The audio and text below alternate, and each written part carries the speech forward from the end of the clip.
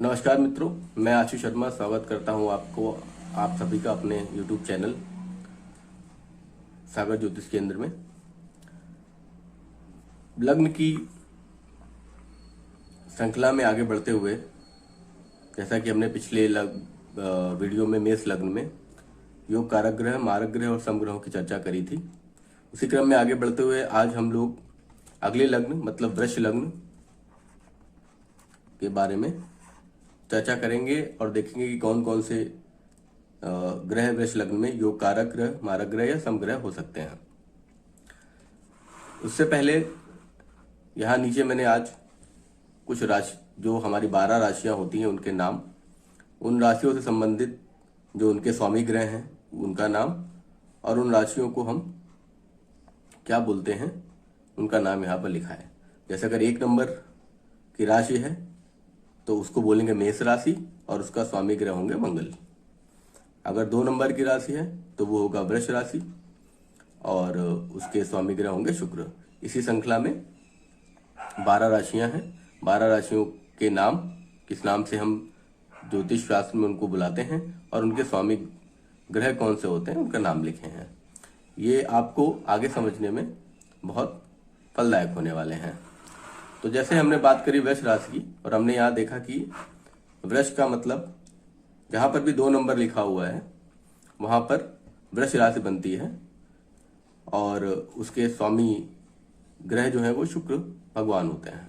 तो अगर हम वृष लग्न की कुंडली की बात करते हैं, लग्न के बारे में आपको मैंने पिछली वीडियो में बताया था। जो लोग डायरेक्टली इस वीडियो पे आ गए हैं उनसे निवेदन है कृपया पिछला वीडियो देखिए, थोड़ा डिटेल में है, इससे उनको सारी चीजें अच्छे से समझ में आ जाए। तो मैंने आपको बोला था जहां कुंडली में, जब भी हम कोई कुंडली देखते हैं इस तरह की, तो वहां पर कहीं लग्न लिखा हुआ रहता है या खाली ला लिखा रहता है, तो उस घर को हम पहला घर काउंट करते हैं। तो जैसे यहाँ पर लिखा है पहला घर और उसको डिनोट 1H से भी करते हैं, मतलब फर्स्ट हाउस। तो ये समझने के लिए, तो अगर हम वृष लग्न की कुंडली बनाना चाहते हैं तो पहले घर में वृष लग्न, यहाँ पर वृष राशि को आना पड़ेगा। और वृष राशि आने के लिए मैंने आपको बताया वृष राशि के लिए कौन सा नंबर होता है, 2 नंबर। तो इसीलिए जब भी हम कुंडली देखते हैं वहां पर राशि का नाम ना लिख के नंबर लिखा होता है। तो यहाँ पर हम उसी हिसाब से यहाँ पर 2 नंबर लिख दे रहे हैं। ठीक है, जो चीज सर्कल में है ब्लैक पेन से है वो राशियां हैं, याद रखेंगे। और फिर इसी क्रम में जैसे पिछले वीडियो में मैंने बताया था, घड़ी की उल्टी दिशा में चलते हुए, एंटी क्लॉकवाइज चलते हुए हम नंबरों को लिख लेंगे। 2 के बाद 3, फिर 4, 5, 6, 7, 8, 9, 10, 11, 12 और 12 के बाद फिर से 1, क्योंकि सिर्फ 12 घर होते हैं हमारे पास, 12 घर हैं, 12 राशियां हैं, तो हम लोग 12 तक काउंट करेंगे। इस तरह हम लिखते हैं। तो 2 का मतलब आप यहाँ समझ गए, वृष राशि यहाँ पर आ रही है, इसलिए इस कुंडली को हम बोलेंगे वृष लग्न की कुंडली, क्योंकि वृष राशि यहाँ पर आ रही है पहले घर में। ये आप लोगों का ध्यान रखना है। और जो भी ये नंबर लिखे हुए हैं जो सर्कल में है, ये राशियां हैं, ये घर नहीं है। घर ब्लू पेन से लिखे हुए हैं। तो इसका मतलब है पहले घर में जब भी 2 नंबर लिखा हुआ होगा तो वो वृष लग्न की कुंडली बनेगी। और जैसा मैंने आपको बता दिया वृष लग्न के मालिक कौन होते हैं, शुक्र देवता। तो अगर हम यहाँ आगे लिखना चाहें तो शॉर्ट फॉर्म लिखते हैं, जैसे वृष के मालिक हुए शुक्र। फिर 3 नंबर जैसे यहाँ पर लिखा हुआ है, आप लोग इसको स्क्रीनशॉट भी ले सकते हैं और मैं लिख देता हूँ। 3 नंबर मतलब मिथुन राशि जिसके स्वामी ग्रह है बुध देवता। 4 नंबर कर्क राशि जिनके स्वामी ग्रह है चंद्र देवता। 5 नंबर सिंह राशि जिनके स्वामी ग्रह है सूर्य देवता। 6 नंबर कन्या राशि जिसके स्वामी है बुध देवता। 7वां तुला राशि जिसके स्वामी ग्रह है शुक्र देवता। वृश्चिक राशि 8वां नंबर जिसके स्वामी है मंगल देवता। 9वां धनु राशि जिसके स्वामी ग्रह है गुरु देवता। 10वां मकर राशि जिसके स्वामी ग्रह है शनि देवता। 11वां कुंभ राशि जिसके स्वामी ग्रह हैं फिर से शनि देवता, और 12वां ग्रह मीन राशि जिसके स्वामी ग्रह हैं गुरु देवता, और 1 नंबर मेष राशि जिसके स्वामी ग्रह हैं मंगल देवता। अच्छा, यहाँ पर आप लोग देखेंगे तो 1 से 12 राशियों में 1 नंबर 8 नंबर मतलब मेष राशि और वृश्चिक राशि, ये 2 राशियां ऐसी हैं जिनके स्वामी ग्रह सेम है। 1 के भी मंगल देवता हैं और 8 के भी मंगल देवता हैं। इसी तरीके 2 नंबर और 7 नंबर में आप देखेंगे वृष राशि और तुला राशि के स्वामी ग्रह सेम है, शुक्र देवता। इसी तरह 3 नंबर और 6 नंबर में आप देखेंगे मतलब मिथुन राशि और कन्या राशि, इनके भी स्वामी देवता सेम है, बुध। इसी तरीके 9 नंबर और 12 नंबर में आप देखेंगे 9 नंबर और 12 नंबर में इन धनु राशि और मीन राशि, इनके भी स्वामी देवता सेम है, गुरु। इसके अलावा 10 नंबर और 11 नंबर में आप देखेंगे इनके भी स्वामी देवता सेम है, शनि, मतलब मकर और कुंभ के लिए। तो 12 में से सिर्फ 4 नंबर और 5 नंबर 2 ऐसी राशियां हैं, मतलब कर्क राशि और सिंह राशि ऐसी राशि हैं जिनके स्वामी ग्रह 1 है। बाकी बची हुई 10 राशियों में से 2 सबका 2-2 का पेयर है, जिसमें 2-2 का स्वामी ग्रह सेम है, इसलिए आपको याद करने में आसानी होगी, इसलिए मैंने ये बताया। तो इससे आप इजीली याद कर सकते हैं, स्क्रीनशॉट प्रैक्टिस करते करते आपको ये सब चीजें आ जाएंगी। तो ये आपका वृष लग्न की कुंडली बन गई। 2 नंबर पहले घर में लिखा है, वृष लग्न है, उसके बाद सारी राशियां एंटी क्लॉकवाइज में लिख दी गई हैं। अगर हम अब इसमें योग कारक और 12 ग्रह की बात करेंगे या समग्रह की बात करेंगे, तो जैसे मैंने पिछले वीडियो में बताया कि जो केंद्र के घर होते हैं, तो मैंने पिछली वीडियो में आप लोगों को क्या बताया, केंद्र के घर कौन कौन से होते हैं। केंद्र के घर मैंने आपको पिछली वीडियो में क्या बताया था, पहला घर, चौथा घर, 7वां घर और 10वां घर।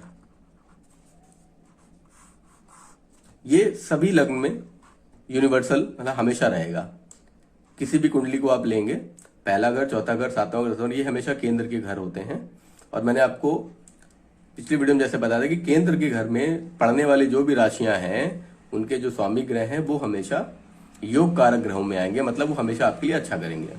तो अगर हम इस कुंडली में देखें कि केंद्र में पहला 2 नंबर राशि पड़ रहा है और 2 नंबर जो राशि है उसके स्वामी ग्रह कौन है, शुक्र देवता, तो इसका मतलब ये है कि ये आपके योग कारक ग्रह में जाएंगे। तो आपके योग कारक ग्रह में पहले कौन हो गए, शुक्र देवता। फिर हम लोग चलते हैं चौथे घर में। चौथे घर में ये आपका चौथा घर आया, इसमें राशि पड़ रही 5 मतलब सिंह राशि, और जिसके स्वामी ग्रह है सूर्य देवता, मतलब ये भी आपके लिए योग कारक हुए, तो यहां पर लिख दिया सूर्य देवता। फिर केंद्र में अगला है, सॉरी ये 7वां गलत लिख गया, यहाँ पर 8वां घर होना चाहिए क्योंकि केंद्र के 4 घर होते हैं। सॉरी, हाँ नहीं ठीक है, 7वां घर है, ये 8वें नंबर की राशि है यहाँ पे, ठीक है। तो 7वें घर में हम जब देख रहे हैं 8 नंबर की राशि है और 8 नंबर राशि के जो स्वामी ग्रह है वो मंगल देता है, तो ये भी आपके योग कारक ग्रह में आएंगे। यहाँ पर फिर से बता दो जो कंफ्यूजन हो गया था, पहला, चौथा, 7वां और 10वां घर ये केंद्र के घर होते हैं, और 7वें घर में यहाँ पर राशि पड़ी है 8 मतलब वृश्चिक राशि के स्वामी ग्रह मंगल देवता है, इसलिए ये योग कारक घर में आए। फिर नेक्स्ट अगर हम देखें तो ये हो गया 7वां 10वां घर, ये है आपका 10वें घर में जो राशि पड़ रही है वो है आपकी कुंभ राशि और इसके स्वामी ग्रह है शनि देवता। तो यहाँ पर चौथा घर में यहां पर हम शनि देवता इस तरह लिख लेते हैं, ठीक है। अब दूसरा मैंने जो पिछले वीडियो में बताया था कि केंद्र के तो जो 4 है वो आपके शुभ ग्रह में, फिर मैंने बोला था कि त्रिक भाव जो होते हैं उनके ग्रह, उस पर बैठे हुए जो राशियां हैं उनके भी स्वामी ग्रह आपके लिए योग कारक होंगे। तो त्रिक ग्रह कौन सा बताया था, फिर से वही, पहला तो फर्स्ट हाउस, कलर में चेंज कर दे रहा हूं इस बार, पहला तो फर्स्ट हाउस, फिर त्रिक पहला, फिर 5th हाउस और फिर 9th हाउस। तो यहां पर आप देखिए फर्स्ट हाउस तो वही आ गया जो दोनों में कॉमन है, यहाँ पर। तो फर्स्ट हाउस ऑलरेडी आपने लिख रखा है, शुक्र देवता। नेक्स्ट है फिफ्थ हाउस। फिफ्थ हाउस यहाँ चलते हैं और यहाँ देखते हैं फिफ्थ हाउस में जो राशि पड़ रही है वह 6 नंबर। 6 नंबर की राशि आप यहाँ क्या देखेंगे, 6 नंबर की राशि है कन्या और इसके स्वामी ग्रह बुध जो यहाँ लिखा हुआ है। तो इसका मतलब ये है कि योग कारक घर में आपके एक बुध देवता भी आ गए। ठीक है, और नेक्स्ट हो गया आपका 5, 1 नंबर हो गया 5। अब 9th हाउस में देखते हैं। 9th हाउस ये आपका पड़ा। 9th हाउस में भी मकर राशि पड़ रही है जिसके स्वामी ग्रह हैं। 9th हाउस में मकर राशि पड़ रही है जिसके स्वामी ग्रह हैं आपके शनि देवता। शनि आप ऑलरेडी लिख चुके हैं तो लिखने की जरूरत नहीं है। तो ये आपके सारे योग कारक ग्रह हो गए। तो इस तरह योग कारक ग्रह हमने देख लिए। अब दूसरा आता है मारक ग्रह। तो मारक ग्रहों के लिए हमने आपको बोला था जो भी ग्रह मार्केस की या बुरे भावों में बैठते हैं, तो इनके अलावा जो हमारे बुरे भाव कहलाते हैं वो आपके होते हैं 2nd house, 6th house, 2nd house, 6th house और 8th house and 12th house. तो 2nd हाउस दूसरे घर में, छठे घर में, 8वें घर में और 12वें घर में जो जो आपके राशियां पड़ी हैं उनके स्वामी ग्रह आपके लिए मारक हो जाएंगे। तो अगर हम 2nd हाउस की बात करें तो 2nd हाउस ये आपका पड़ा। 2nd हाउस दूसरा घर, उसमें भी आपके बुध देवता पड़ रहे हैं। तो हम पहले बुध देवता यहाँ पर लिख लेंगे। ठीक है, अब नेक्स्ट देखते हैं 6th हाउस। छठा घर आपका ये है।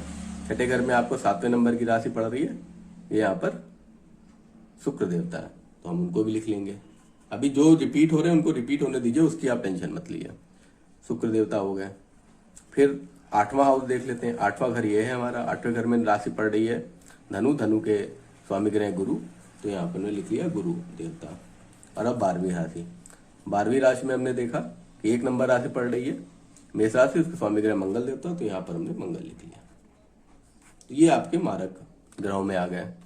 अब इसमें योग कारक और मारक निकालने के बाद अब समग्रह अगर आपको निकालना है तो आप योग कारक और मारक ग्रहों को आपस में देखिए।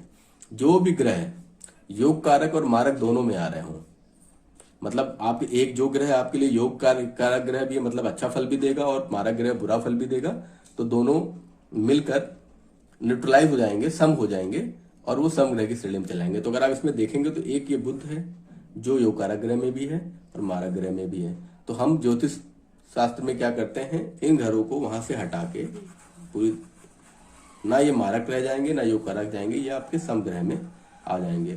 समग्रह का मतलब क्या है, ये ग्रह जिस भी भाव में या जिसके साथ भी जिस भी अदर ग्रह के साथ में बैठा होगा उसके अनुरूप उसका फल हम वहां पर देखते हैं वो क्या देगा। कुछ अपने फल देगा, कुछ उसके फल देगा, इसलिए समग्रह में चले जाते हैं। ऐसे ही आप शुक्र ग्रह यहां भी देख सकते हैं। ठीक है, तो शुक्र ग्रह भी यहां पर आप समग्रह में लिख सकते हैं। लेकिन यहां पर एक थ्योरी है कि शुक्र जो है वृष राशि में पहले घर में पड़ा, मतलब इस लग्न का, वृष लग्न का स्वामी ग्रह भी है, मतलब इसको लग्नेश भी बोलते हैं। तो ये जो लग्नेश होता है अगर वो छठे भाव और 8वें भाव में बैठता है तो ज्योतिष में छठे और 8वें का दोष लग्नेश को नहीं लगता है। तो इस तरह शुक्र जो है वो समग्रह में भी रहेगा, और अगर आप जब भी इसकी दशा आएगी तो ये योग कारक ग्रह में भी रहेगा। ठीक है, सिर्फ लग्नेश के लिए ये फार्मूला लागू होता है और किसी ग्रह के लिए नहीं है। अगर लग्नेश मतलब पहले घर में जो राशि पड़ी है उसका स्वामी ग्रह है, अगर वो छठे और 8वें भाव में बैठ जाए या उसकी दूसरी राशि छठे 8वें भाव में बैठ जाए तो वो सम फल भी देगा और अच्छा फल भी दे सकता है। लेकिन ये कैसे देगा, ये हम जब व्यक्ति जो कुंडली पूरी तरह बनाई जाती है उसमें हम एनालिसिस करेंगे। लेकिन यहाँ पर आप समझने के लिए अपने आप समझ लीजिए कि यहाँ दोनों जगह शुक्र आया, उसको हटा दिया और शुक्र को आप यहाँ पर समग्रह में काउंट कर लीजिए। इसके अलावा आप देख लीजिए कौन सा ऐसा ग्रह है जो 2 बार पड़ रहा हो। जैसे यहाँ पर तीसरा है, ये मंगल पड़ गया आपका, तो मंगल को भी यहाँ से निकाल के आप समग्रह में डाल दीजिए। तो इस तरह आपने क्या देखा कि अब अगर हम बात करें कि आपके पास योग कारक ग्रह कितने बचे, तो पहला तो आपका सूर्य बचा, फिर शनि बचा, मारक ग्रह कौन से बचे, गुरु बचा, और समग्रह कौन से हो गए, बुध शुक्र और मंगल। सिंपल तरीका। तो इस तरीके से आप लोग वृष लग्न की कुंडली में कौन सा ग्रह योग कारक है, कौन सा मारक है, कौन सा समग्रह है, ये आप निकाल सकते हैं बहुत ही आसानी से। ये एक जनरलाइज सूत्र, सामान्य सूत्र है। सामान्य सूत्र से हम ये सब चीजें पता करते हैं।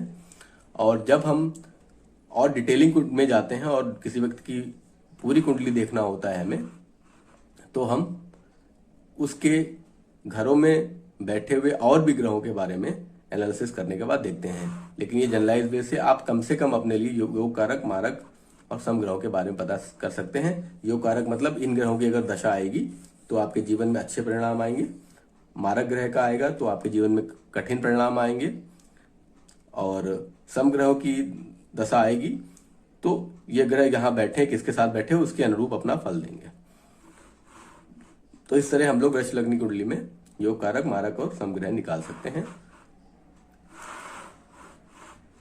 अब हम लोग नेक्स्ट वीडियो में इसके आगे जो लग्न है, 3 नंबर जो घर पे आएगा मिथुन लग्न, उसके बारे में बात करेंगे। तो ये वीडियो यहीं से हम समाप्त करते हैं, और जाने से पहले आप सभी से अनुरोध है कि चैनल को सब्सक्राइब और लाइक करते रहें। और किसी को अगर ज्योतिषी परामर्श मुझसे लेना है तो मेरा चैनल के नाम, और ये मेरे 2 नंबर है, ये मेरे व्यक्तिगत नंबर हैं। इन्हीं व्यक्तिगत नंबर पे आप मुझे व्हाट्सएप पे कॉल करके अपना कंसल्टेशन ले सकते हैं, या फिर ये मेरी व्यक्तिगत ईमेल आईडी है, यहाँ पर आप मुझे ईमेल करके भी बात या अपना कम्युनिकेशन स्टैब्लिश कर सकते हैं, बात कर सकते हैं, जो अपनी समस्या बता सकते हैं। इसके अलावा मेरा कोई भी और भी नंबर नहीं है। कृपया मेरे नाम से अगर आपको कोई गलत इन्फॉर्मेशन दे रहा है तो आप जांच पड़ताल कर लें, क्योंकि ऐसा बहुत लोग फ्रॉड कर रहे हैं। तो सिर्फ इन 2 नंबर के अलावा मेरा और किसी नंबर से कोई भी ज्योतिषीय कार्य नहीं चलता है। तो कृपया इस बात का ध्यान रखें। आप सभी का धन्यवाद। ऐसे पढ़ते रहें, आगे बढ़ते रहें, स्वस्थ रहें, व्यस्त रहें और मस्त रहें।